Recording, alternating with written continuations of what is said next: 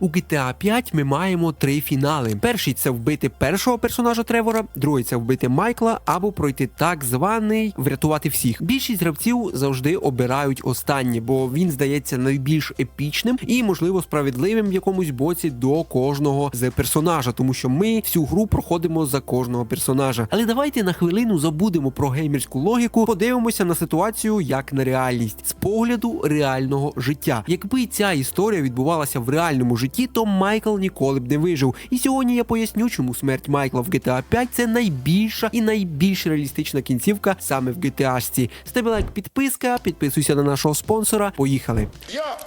Game Dimension, твій новий двіж, український геймінг, ось наш рубіж, гарячі новини, релізи щодня, тут правда про ігри без фальші лайна. Ком'юніті справжнє без бота й диму, ми піднімаємо геймінг на українську хвилю. Підписуйся зараз, не втрать момент, від порталу світ ігор. Game Dimension.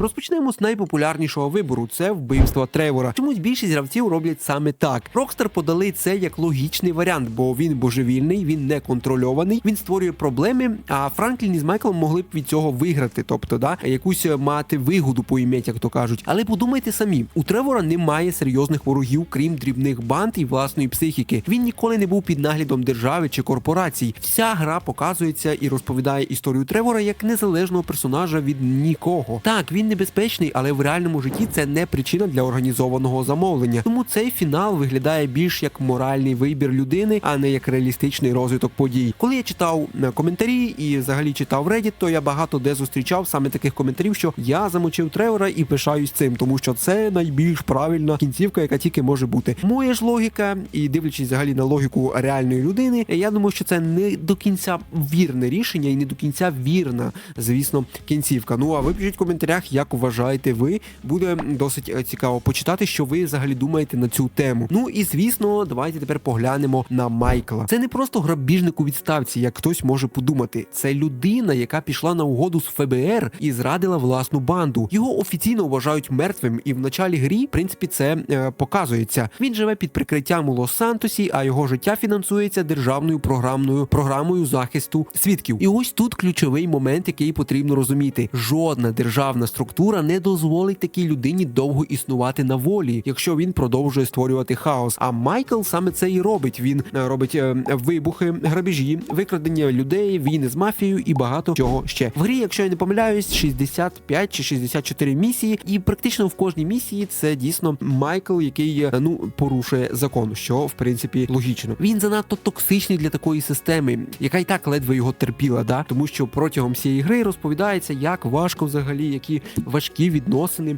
в Майкла з взагалі системою. Тому я думаю, що в реальному житті ФБР чи ФБА, як там правильно, давно б його прибрали, і це б зробили реально логічно руками Франкліна, тому що це, більш логічно. Ну і як це і відбувається, в принципі, в одній із кінцівок, якщо ви її оберете. Для мене це більш логічна кінцівка, тому що, очевидно, що Майкл – це та особа, яка не ладить з системою. І це ще не все. На Майкла точила зуб ще одна структура – це Merryweather. Це приватна військова корпорація, яка працює напівлегально, але з колосальними ресурсами. Для них Майкл був ворогом. Він неодноразово ставав на заваді їхнім інтересам, викрадав технології, зривав їхні операції. У реальності корпорація з такими можливостями просто не залишила б людину в живих. Тут навіть не потрібна державна санкція, бізнес, гроші, репутація зробили б свою справу дуже швидко. І знову ж таки, Франклін стає ідеальним інструментом, щоб прибрати Майкла тихо і швидко, без якихось там свідків. В принципі, ця кінцівка дійсно показує логічність, тому що в фільмах і взагалі у всьому дійсно показується саме так. Тобто реально жорстка правда, жорстка істина, І це більш логічна кінцівка, як на мене. Ну а ви знову ж таки пишіть в коментарях, яку вважаєте кінцівку логічною, і як взагалі вам ця саме кінцівка. Вона не така епічна, можливо, як і вбивство Тревора, тому що, по суті, там ви нічого особо то не робите, Немає особо вона швидка, вона особо не епічна, але вона більш логічна, і про це також потрібно потрібно пам'ятати. Ну і звісно, що кожен,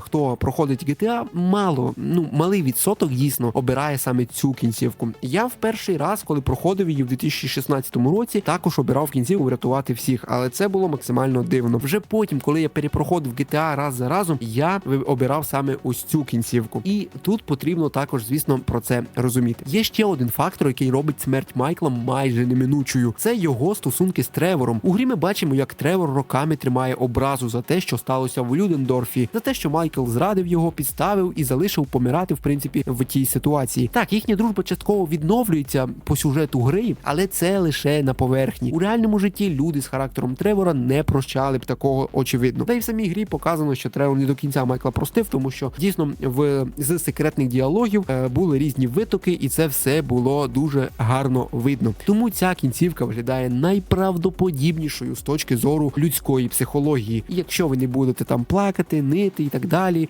а будете дійсно мислити як реальна жива людина, то я думаю, ви самі розумієте, наскільки це логічна і правильна кінцівка. І дуже круто, що Rockstar дійсно дали можливість самим гравцям обирати її правильно. В цьому дійсно якісь свої плюси є. Новий геймплейний трейлер Humanity Echo української кіберпанк тактичної RPG. Покрокові бої на сітці з акцентом на укриття, лінії видимості та обмежені очки дій. Місто реагує на кожну місію. Райони змінюються, патрулі посилюються, з'являються нові події, що робить гру більш динамічною та стратегічною. Дивіться ось цей геймплейний трейлер. Ну а також додавайте гру до свого вішлісту на стімі. Демо вже незабаром. Посилання залишу в описі. І нарешті, остання кінцівка — це врятувати всіх персонажів. Тобто всі, які були з вами протягом всієї гри, ви можете дійсно врятувати їх всіх. Гравці люблять цю кінцівку дійсно, тому що вона дає можливість врятувати всіх і, звісно, красиво розстріляти всіх ворогів, тому що вона найбільш епічна. Дійсно, з епічності це найбільш епічна, тому що там величезна стрілянина, там багато чого іще, там потім погоня, скидання,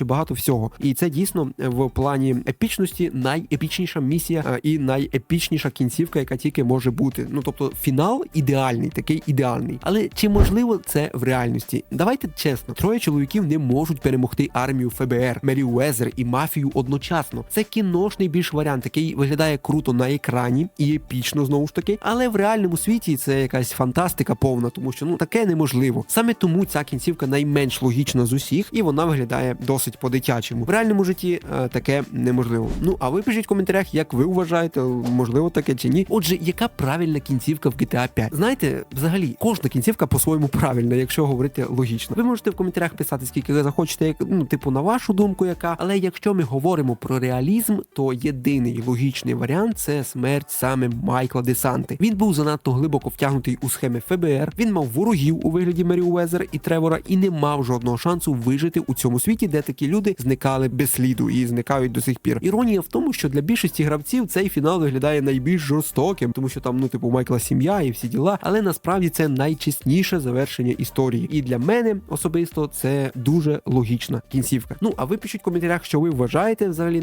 по цьому приводу. Буде дуже цікаво почитати. І знову ж таки, потрібно розуміти, що кожна кінцівка по-своєму правильна, немає взагалі правильних і неправильних, просто є більш логічні і більш нелогічні. І я думаю, що найбільш нелогічна і тупа кінцівка — це смерть Тревора. Найбільш така, епічна — це, звісно, врятувати всіх, але більш логічна і правильна саме смерть Майкла. А ви в коментарях, звісно, пишіть свої думки з цього приводу. Буде цікаво почитати, як взагалі ви пройшли. І, звісно, напишіть в коментарях, буде цікаво почитати саме, як ви пройшли перший раз, коли самим першим разом проходили GTA. Буде реально цікаво почитати, що ви обирали. Тому що я в той час обирав врятувати всіх. І це, в принципі, мені показало, що це не найкраща і не найлогічніша кінцівка з усіх. А з вами був я, Ван Гімс. Побачимось в нових відео. Підписуйтесь на канал, щоб не пропустити нові відео. Підписуйтесь на канал спонсора. Дуже класний канал, рекомендую. І не забувайте, звісно, нажимати, клацати на цей тупий дзвіночок, щоб не пропускати нових відео. І, звісно, бути в курсі завжди про нові відео. Все, побачимось дуже скоро в нових відео. Всім пока!